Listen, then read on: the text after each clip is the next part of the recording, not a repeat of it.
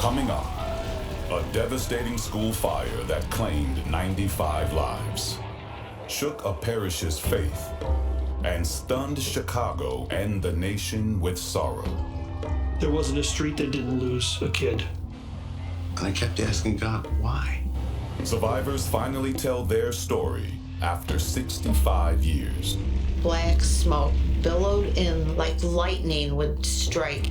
It was so hot. We were choking. I didn't think I was gonna die. I knew I was gonna die. Are you gonna jump or are you gonna burn to death? Some scars faded. It was like third-degree burns here. But the emotional wounds never healed. Did I do things in life that merited my surviving? This is a story about tragedy and loss. I couldn't save my younger sister. That's something I had to live with my whole life. And a lesson in courage, the power of community, and the resilience of the human spirit. We want people to know what happened and why it happened.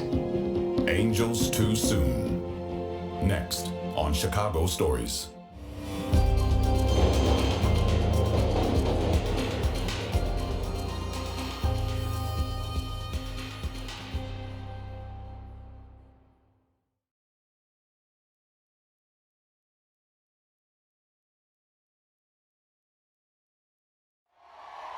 It is my honor to induct these gentlemen tonight into the Rock and Roll Hall of Fame. And it's about damn time, ladies and gentlemen, Journey.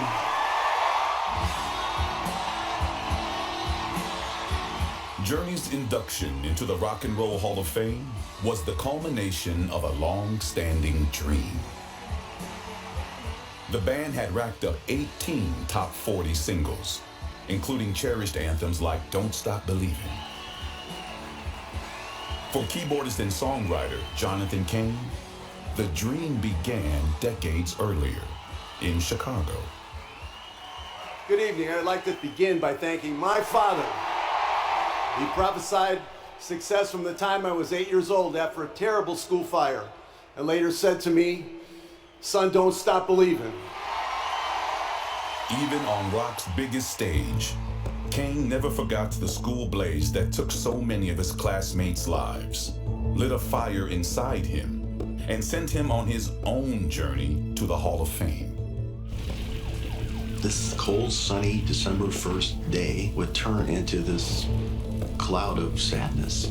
And there was like a mushroom cloud over the school, you know. It looked like a nuclear bomb went off.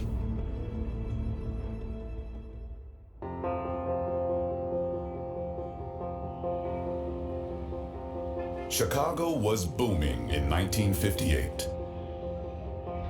It was the world's busiest steel and rail center, the nation's leading industrial, breadbasket, and livestock area. Mayor Richard J. Daley launched an ambitious plan to rebuild Chicago's downtown.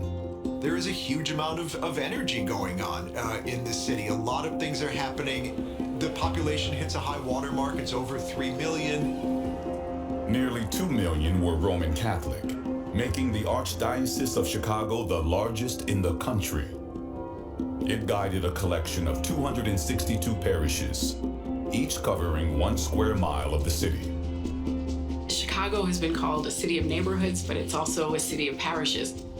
People knew where you were from by what parish you belonged to.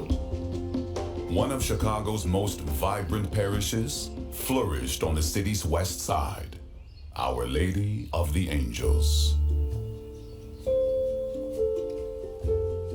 They'd ask you where you're from, and you'd say Our Lady of the Angels. It was a close-knit parish. You'd walk down the street and people would say hello. I remember playing at midnight, and all the neighbors would watch each other. Everybody knew each other. People helped each other. It was absolute home for us.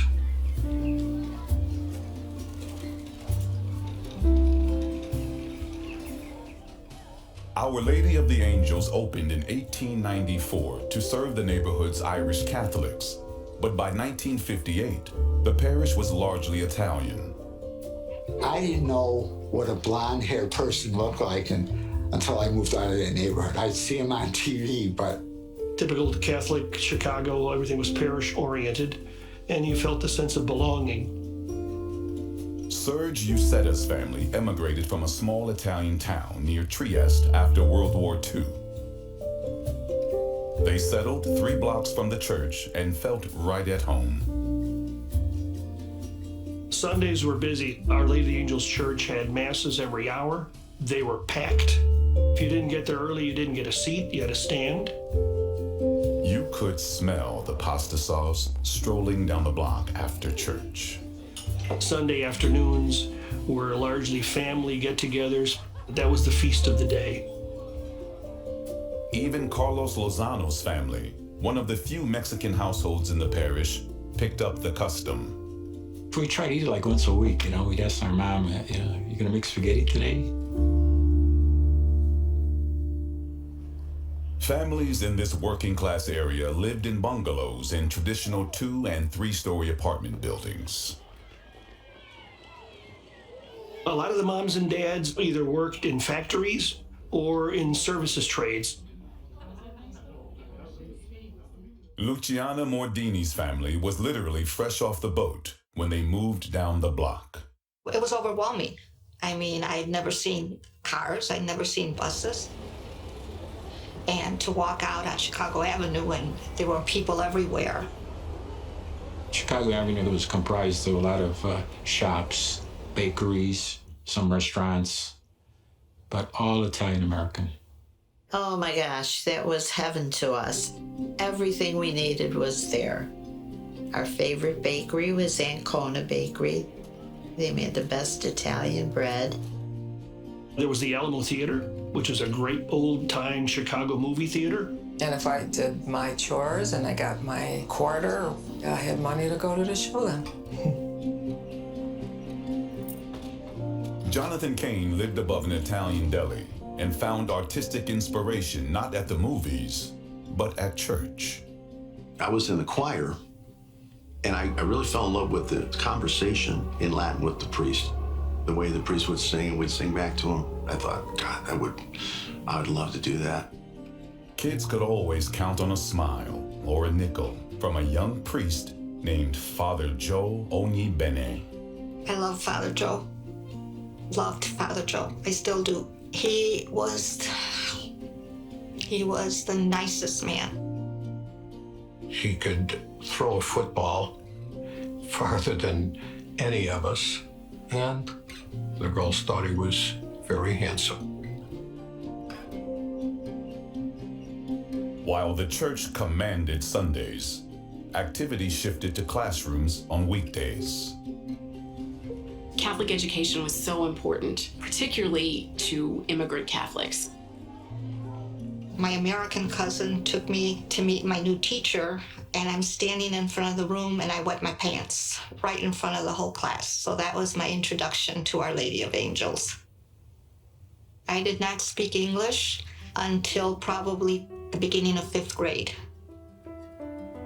The nuns spoiled me. The Sisters of Charity of the Blessed Virgin Mary were the foot soldiers of Chicago's parochial schools, dedicated to teaching and easy to spot in their long black habits. They taught in almost 40 schools. I may be biased, but I would argue that the BVM sisters were some of the best teachers. But even the best teachers had their hands full after World War II, when over 1,500 baby boomers swelled the school. Some classrooms held up to 60 kids. We'd take turns sitting down during class. And we'd have to get up, and they'd say, okay, shift. And then I'd get out of my seat and give my seat to somebody else. And then we probably did that 3 times, 4 times a day. Uniforms were required. We had to wear a tie. Navy jumpers with white blouses, yeah. The nuns were strict at that time. You had to do what they said. I mean, they came around with that ruler. Their initials were BVMs, and we called them black veiled monsters. I know, it sounds terrible, but they weren't. But that was the worst thing we said about them. That wasn't too bad, I think. Sisters did their best to educate children who weren't always angels. The boys were bad. I give those teachers a lot of credit. I laughed because I guess I wasn't the most well-behaved. I happened to be really into rocket ships and astronomy, so I would bring in my little plastic rocket ship. I shot it off in class and almost broke the clock. The nuns, after school, they weren't going to their kids' soccer game. We were their family, you know. They were very close to us. The sisters were no strangers to hardship. Their mother house in Dubuque, Iowa, burned to the ground in 1849. And they offered prayers to be spared from fire ever since. Sister Geraldita Ennis, petite and witty, was one of 24 teachers at Our Lady of the Angels. One of her mantras was, always keep your soul ready, because you never know when God's going to come and take it. The building's 24 classrooms were spread across 2 wings, connected by an annex. Like many red brick schoolhouses built in the early 1900s, the interior was made of wood. Its floors, doors, and stairways polished to a gleaming perfection with flammable soaps and waxes. We were so proud to see this varnished floors. Beautiful. A fire inspector that October noted a second-floor stairwell lacked a fire door. Chicago's municipal code required protective devices like fully enclosed stairways and sprinkler systems. But the code did not apply to schools built before 1949, so Our Lady of the Angels was exempt from adopting improved safety measures. It's hard to fathom, and to use Catholic parlance, it was a sin. It was a sin that had grievous consequences. The school conducted 6 fire drills that fall without a problem. Seemed so simple, so easy, until it really mattered.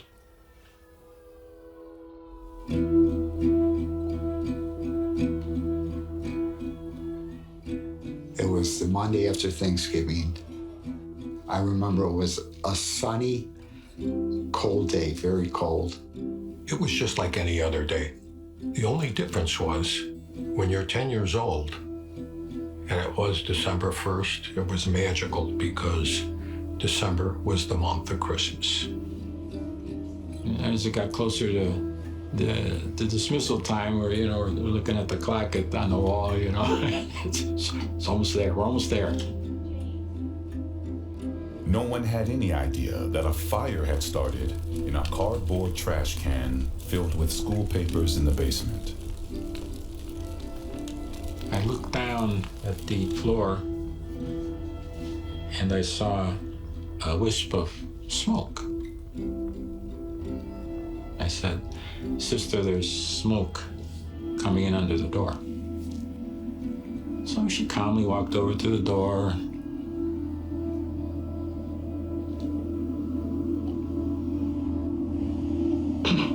And she opened the door. And the blackest of black smoke billowed in like lightning would strike. The smell was like burning rubber. It was so hot. We were choking. I wanted to get out. I wanted to get air. Kids jumping on each other, walking on desks. Some kids just sat at their desks and didn't move. They were like paralyzed. People are all around me pushing and trying to get out the window, and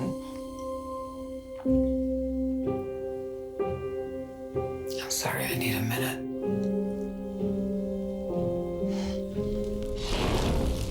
The fire had burned undetected for 20 minutes, billowing up a stairwell, feeding off wooden floors, walls, and ceiling tiles. The fire is a monster that seeks oxygen. And when it got up to that second floor and there was no fire door, it just raged.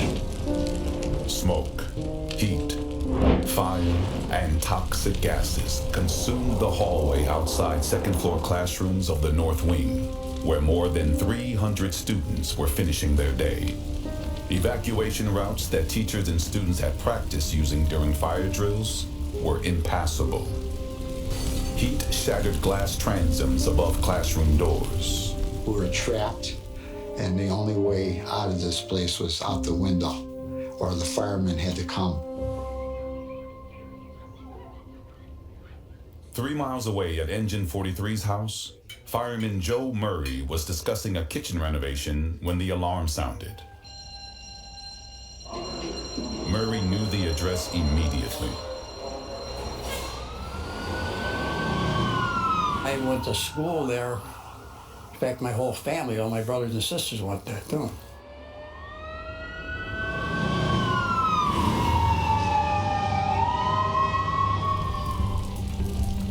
In room 208, Sister Kenise Ling tried to calm her 7th graders while waiting for firemen to arrive.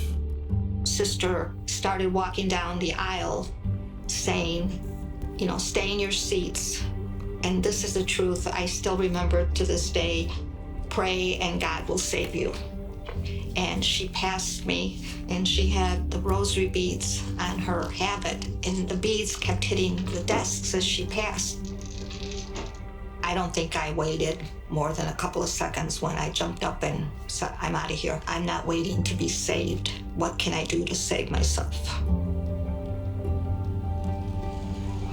I just remember walking to the window and getting out, and I think I was holding on to something. And the next thing I knew, I fell out, and there was like a little building, and I fell on my leg, and I hit my head. Lucy's classmate, Serge Uceta, slung his feet over the windowsill, but hesitated to jump after seeing another boy hit the ground. It looked high, no question about it. Probably a good 20-some feet. One of the janitors came by holding a short ladder. So I threw my glasses at him, and that got his attention, and he put the ladder under my window. Ron Sarno and his sister, Joanne, had been studying arithmetic just moments earlier in room 210. There was flames in the room already, and they were balls of flame. Kids were standing on the windowsills, jumping on each other, stepping on each other, and that's when I thought, I gotta get out of here. I mentioned to my sister that I think the only way out is if we jump, and she didn't want to jump. And at some point, my sister and I, with all the panic and chaos, we lost each other. I either was pushed out or I fell out of the window. And I recall doing a somersault in the air, seeing the first floor window go by real quick, and I landed on my feet and fell backwards.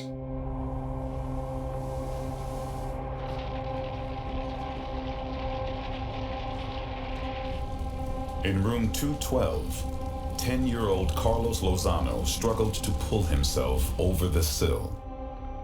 I can't see anything. It's total darkness. And I can't breathe. And at that moment, I thought, I'm gonna die. So I remember inching myself forward and forward. And then I fell out of the window, head first. And I remember seeing the ground come up fast. I fainted. In room 207, Sister Geraldita raced to unlock a back door leading to a fire escape. She pulled her vestments apart, went to look for the keys. It was complete panic on her when she realized she had forgotten the keys. Sister Geraldita led students in the rosary as smoke enveloped the room. She threw a plastic flower pot at the rectory window to summon help, and told the students to lie on the floor as heat overwhelmed them. Kids were screaming for Mommy and Daddy and God to save them. I think a lot of us felt our lungs were going to explode. I didn't think I was going to die. I knew I was going to die. my spirit actually felt like it left my body. I was about 3 feet up, and I said, in about 2 minutes, this body's going to be burned to a char, but my spirit is going to be intact. It was one of the most euphoric experiences of my life. With that, there was a whoosh by the back door. That back door opened. It was the school janitor with another key. He and a priest guided the class to a fire escape.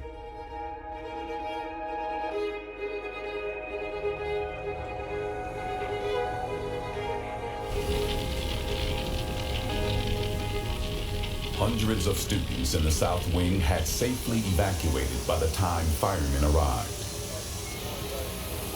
They battled flames engulfing the North Wing while parents who had come to pick up their children watched helplessly. It looked like a nuclear bomb went off. Smoke's coming out crazy, flames are leaping up. A gal had her hair on fire and she had jumped, just laying there in a puddle of blood.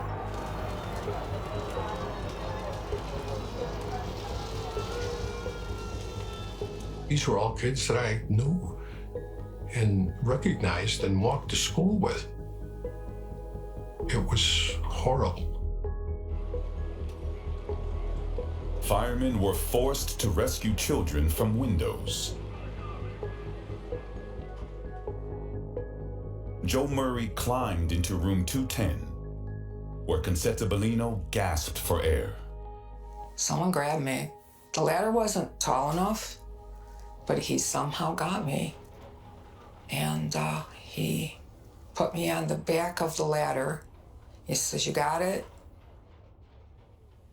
I said, I just grabbed a hold of him and caught him and stuff and did what I had to do to save him. And what I couldn't do, I couldn't do.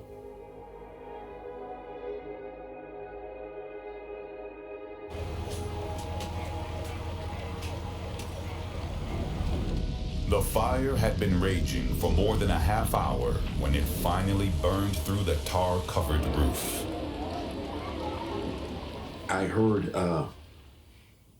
timbers caving in. The sound of the roof collapsing thundered across the parish, changing Our Lady of the Angels and hundreds of lives forever. It was obvious that the roof caved in on all those kids. You know, I knew that because of the sound. And you heard this, just these screams. Mothers and fathers crying out for their kids. There was just so much weeping and so many screams.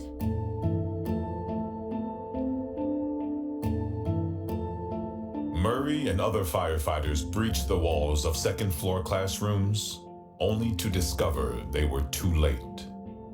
In room 212, several fifth graders slumped at their desks with hands folded in prayer, asphyxiated by toxic gas. In room 210, lifeless fourth graders clung to Sister Seraphica Kelly's corpse. In classroom 208, they found the badly burned body of Sister Kenise draped across her seventh graders. A reporter said it was the first and only time he saw Mayor Daley, a father of 7 children, cry in public.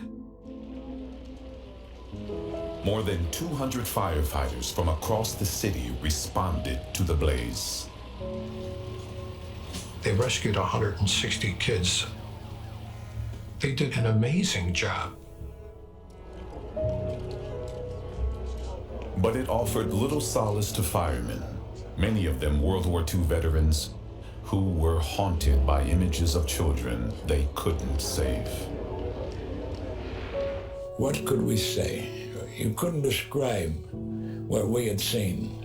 Nobody could. These were vibrant young people, and we had lost them.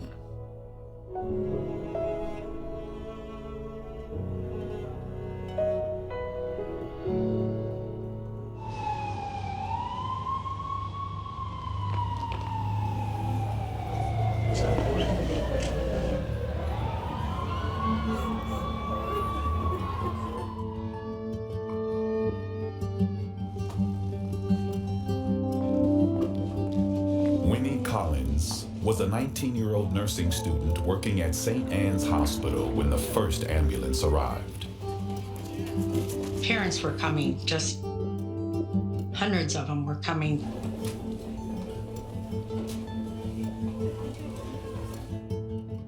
St. Anne's admitted 3 nuns and 34 children, many whose parents had searched all afternoon for them. The smoke came over there and we couldn't breathe. The air wouldn't come in. So kids started jumping out the window. I decided to jump out too.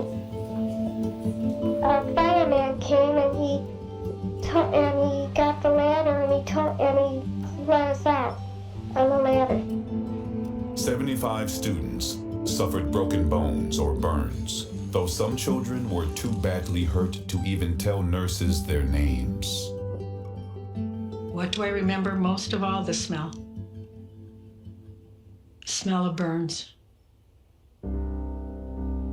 It's not a good smell. I was burnt in my right arm from holding on to the frame of the window. It was from my elbow to part of my back. It was 3rd degree down here and then 2nd and 1st degree as you go back. Parents who couldn't find their kids at hospitals made the unimaginable trip to the Cook County morgue to identify the bodies of their sons and daughters.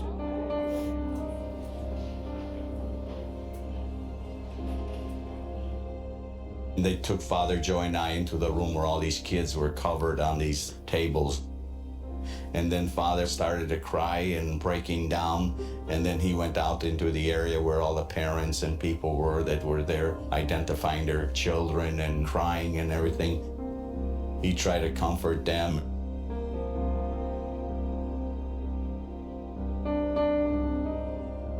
Here at the morgue tonight, Father, of course, is the scene of almost unbelievable grief.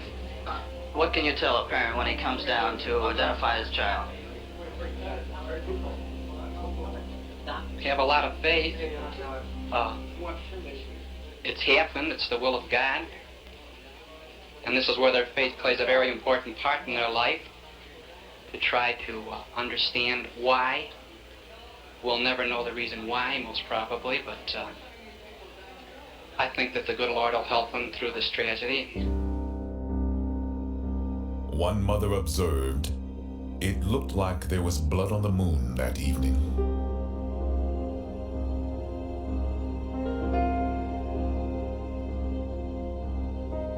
Ron Sarno lost not one, but 2 siblings. My brother William, we used to call him Billy, and my sister Joanne. Billy had a tremendous talent in art.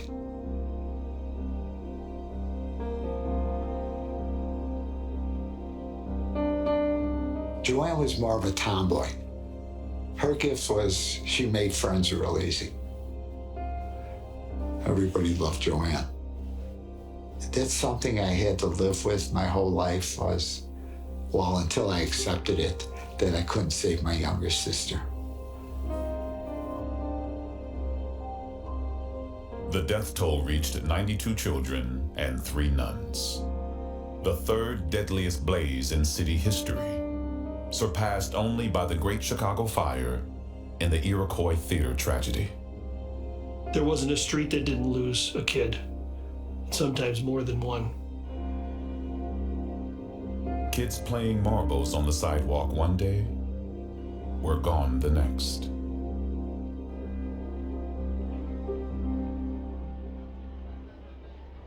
Thousands attended a mass for 27 children at a National Guard armory.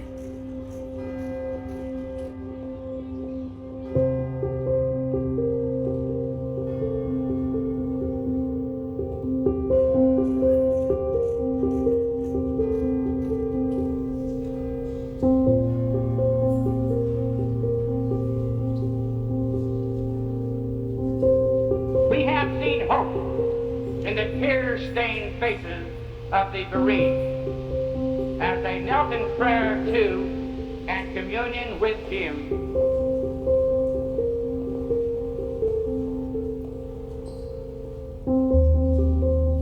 Thousands more filled the parish church to mourn the nuns who had died.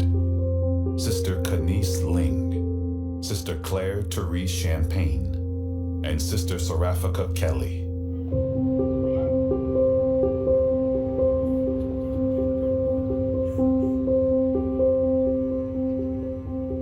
The nuns were buried at Mount Carmel, not far from their students' graves at an adjacent cemetery, Queen of Heaven.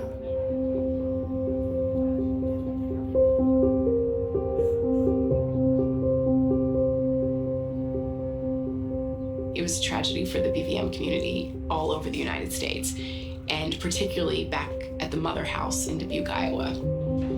The sisters there sent a telegram talking about how they were stunned with sorrow.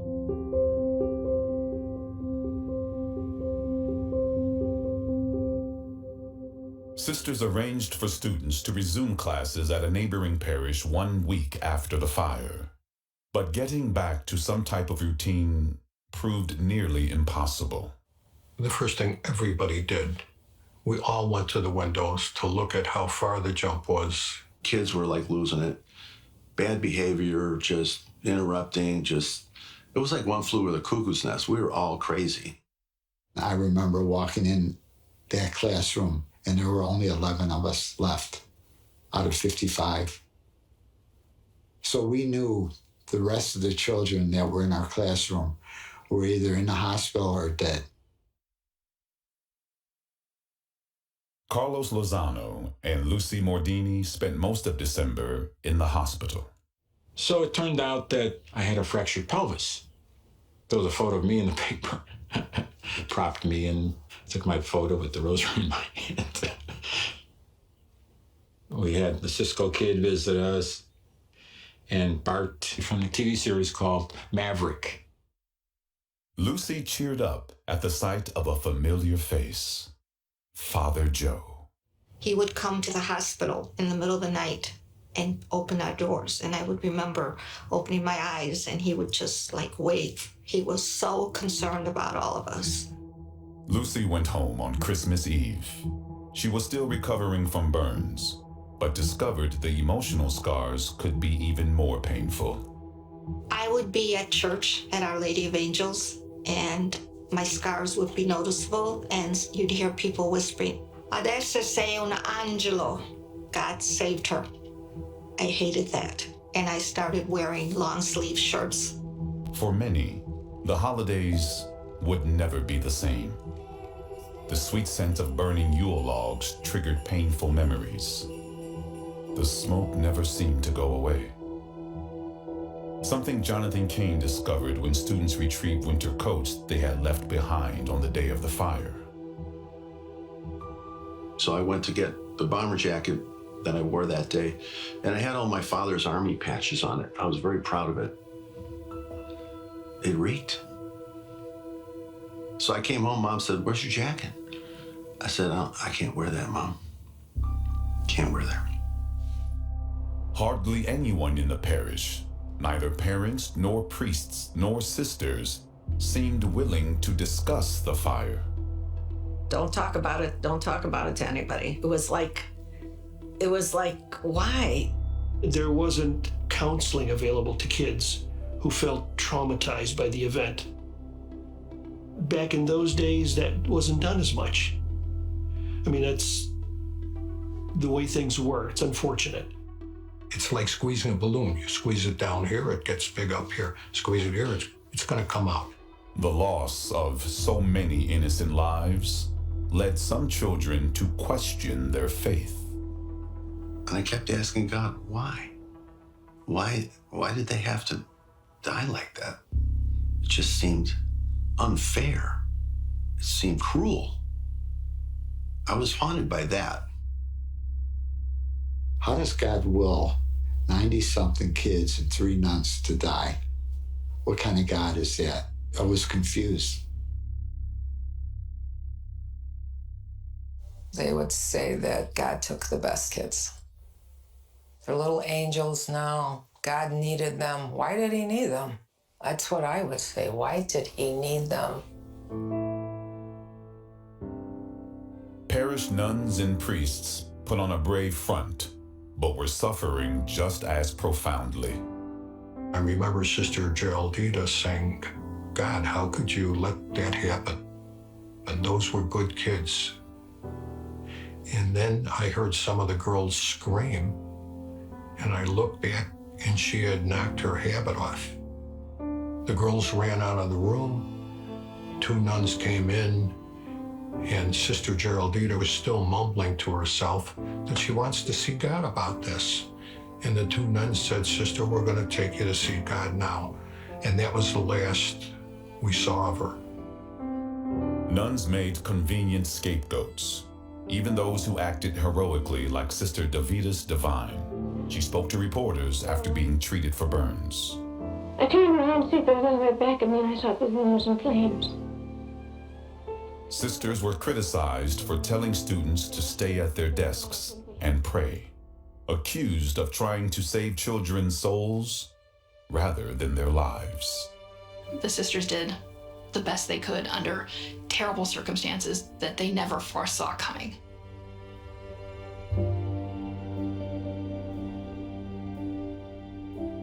They died trying to protect their kids, period.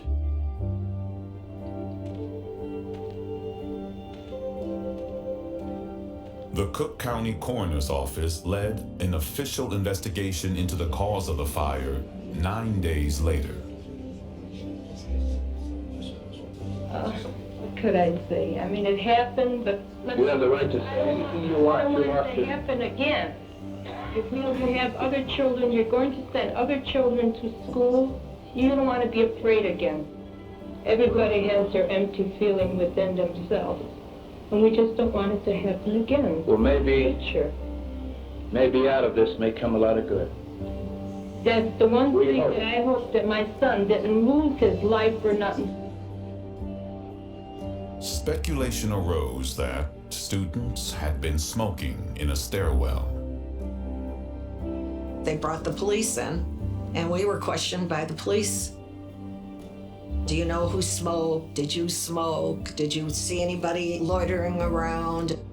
We took police crime lab photographs of the scene. We obtained physical evidence such as a step from the stairwell that led down into the area where the fire appeared to have started. The investigation concluded without providing any real answers. But the National Fire Protection Association issued a scathing report 1 year later, accusing authorities of housing children in fire traps. There was no fire alarm that was connected to anything. It was just a bell that rang in the building. No sprinklers. The fire extinguishers were 7 feet where no one could get to them. A private inspector made a startling conclusion about the cause of the fire. He called it arson. But the public never learned about his findings. Mom was angry at the church for not giving us more information and not, it just seemed like they wanted to wash their hands with it, The trail went cold for years, until law enforcement questioned a 13-year-old boy about setting fires in Cicero, a Chicago suburb. The boy took a polygraph test and confessed to starting another fire when he was a 5th grader at his previous school, Our Lady of the Angels. He said I'd asked the teacher for permission to go to the bathroom. Instead of going to the bathroom, I went to the school basement. I found a 55-gallon cardboard drum. He said I threw 4 or 5 matches, waited till it really started going, and then I went back to my classroom. Judge Alfred Salela dismissed the boy's confession in family court, ruling it had been improperly obtained. I want to be very sure in this case. I took the entire matter under advice. In my opinion, from everything I've read, I feel he was the one. I think the criminal justice system has an obligation to protect innocent people from people like this.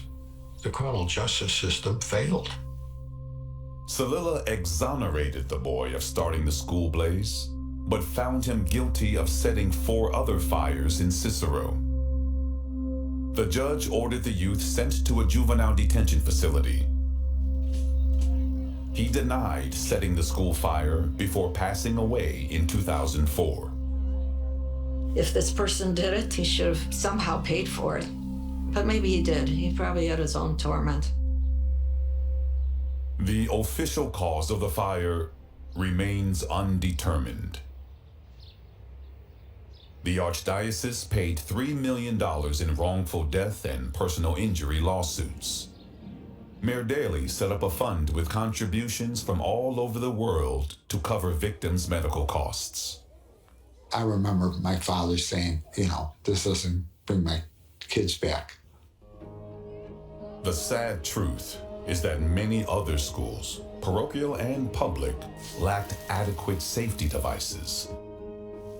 The fire might have happened at any one of them, but it was Our Lady of the Angels that suffered. The tragedy led to a nationwide overhaul of fire safety laws at schools. I don't think that's quite redemption, but it is grace. A grace that came out of a tragedy. Not a single child has died in a Chicago school fire since. Those kids, their lives weren't in vain. They made great change happen. The Archdiocese built a new school with steel, glass, and reinforced concrete on the ashes of the old one. Despite the best intentions to move forward, a profound sense of loss settled over the once vibrant parish.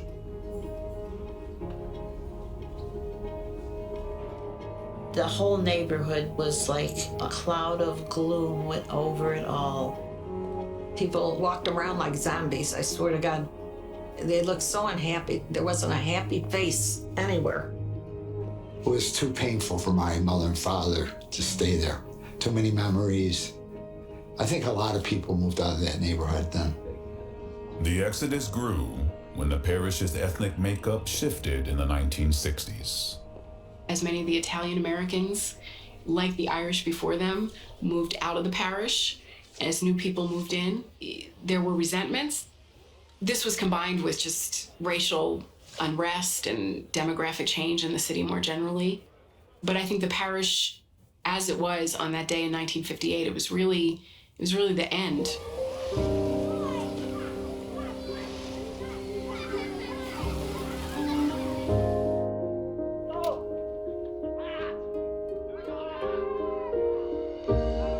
We grew up there. My mom and her generations had gone up there. It was our neighborhood and our parish, and we hated to leave.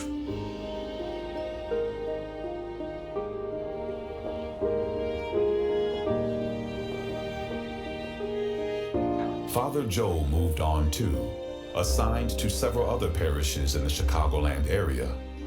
But he never forgot Our Lady of the Angels. He passed away at 77. He was heartbroken by what happened. I think it changed him for the rest of his life. Though the fire broke Sister Geraldita's heart too, her mind healed from her nervous collapse. She resumed teaching another 30 years in Iowa before passing away in 1997. Sisters continued to teach at Our Lady of the Angels until 1999, when the Catholic school closed due to low enrollment. The church was crumbling, and the neighborhood fell on hard times. A survivor moved a memorial honoring fire victims from the school to Holy Family Church for safekeeping.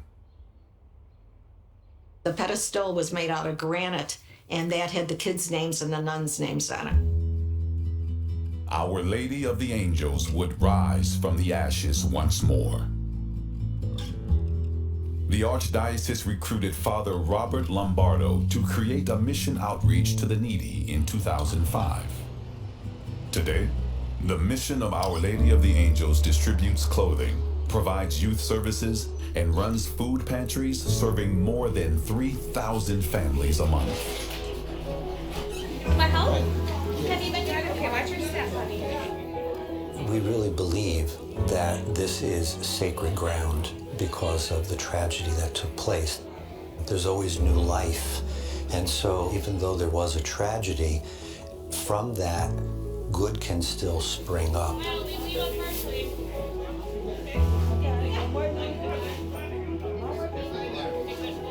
Slowly but surely, Father Lombardo and a devoted team of Franciscans renovated the buildings of the former parish, including the church, which was rededicated in 2012.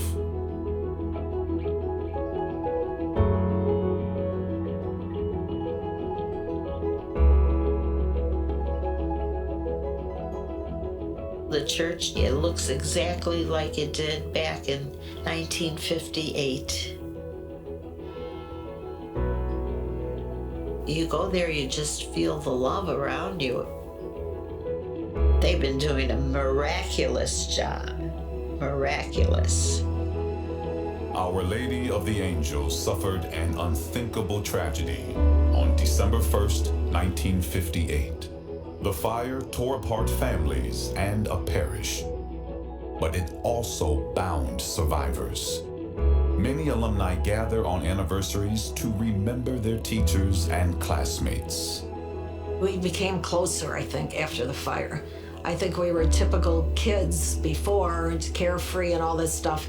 But after the fire, we became caring for each other. Rosalie Guzzo even found an autumn love at a school reunion. Well, I ended up marrying Bill O'Brien, the love of my life. He was in my class, and he got out the same window I did, but he got out sooner. He says the only thing that happened with the school fire, it brought us together later in life. Concetta Bellino also married a classmate who escaped the fire, demonstrating these are truly ties that bind. Like many survivors, she recalls the blaze as if it was yesterday. Sometimes, just thinking about it, I feel I'm back in that room.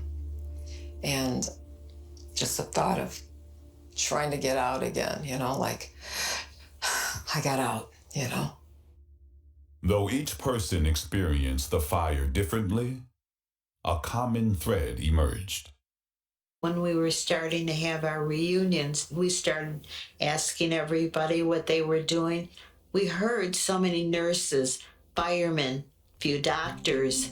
A lot of us were in professions that were extending their help to people. Annette Denisi worked in a hospital and police department. Matt Plavanich served 43 years in law enforcement, most of them as detective. I wanted to give back, and I looked at how the firemen and the policemen reacted that day, and it was service. It's in your blood after that. Carlos Lozano also became a Chicago police officer. But it took him 65 years to discuss the fire with his family. He says the trauma affected his relationships and made him question his self-worth. Did I do things in life that merited my surviving? Sometimes I would like to think so. Sometimes I realize no.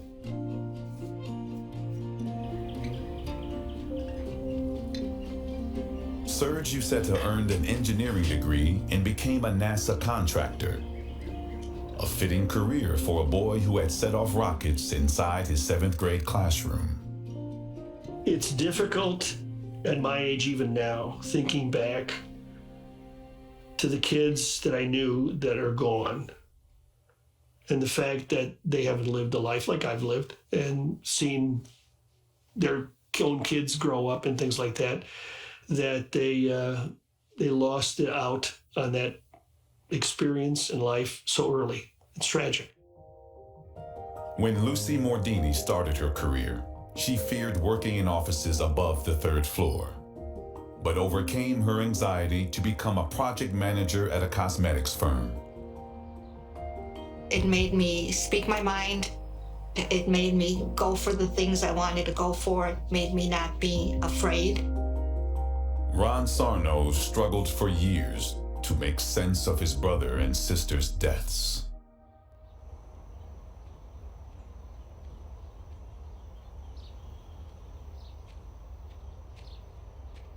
A lot of guilt. I had a lot of self-pity and a lot of fear. From that day on, I always had the fear of dying and dying in a fire. Wherever I would go, I would stare at the door, waiting for the smoke to come in. Sarno raised 2 children and ran a successful furniture business, but numbed his pain with drugs and alcohol. He got help and sponsored dozens of other people in need. I'm 35 years sober, and that's why I keep going to meetings. For 2 reasons: to stay sane myself, and to, if I can help somebody every now and then, that helps me.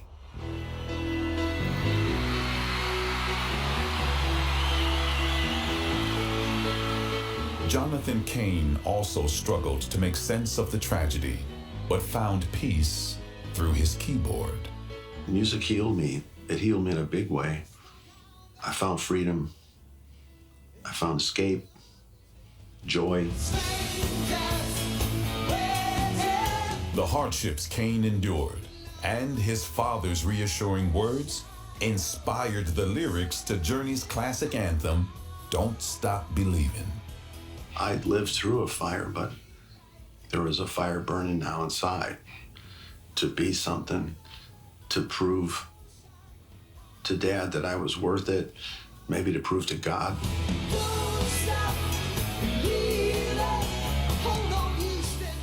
Though touring often kept him on the road, Cain's mind never strayed far from his childhood parish, nor the fire that sparked his Hall of Fame music career.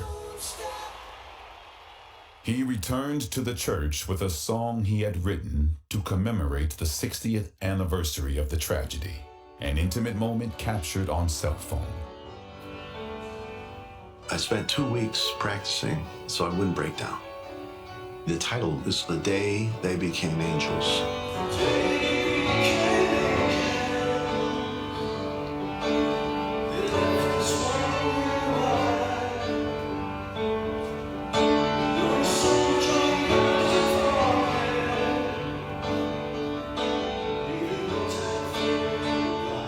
I'm real proud of it.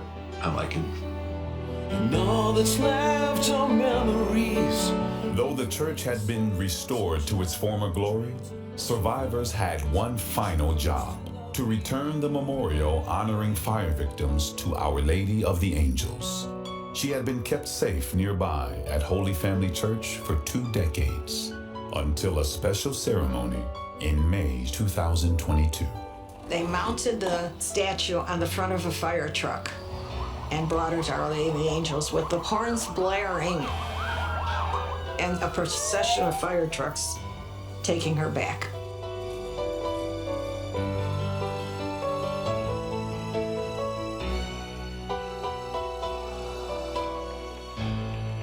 So she has a home back where she started from, and we're so happy about that. We as survivors must never forget, all of us were surrounded in an umbrella of grace. In tragedy, It's Chicago history. I would like my brother, my sister, the children that died, the 3 nuns, I would like their legacy to go on.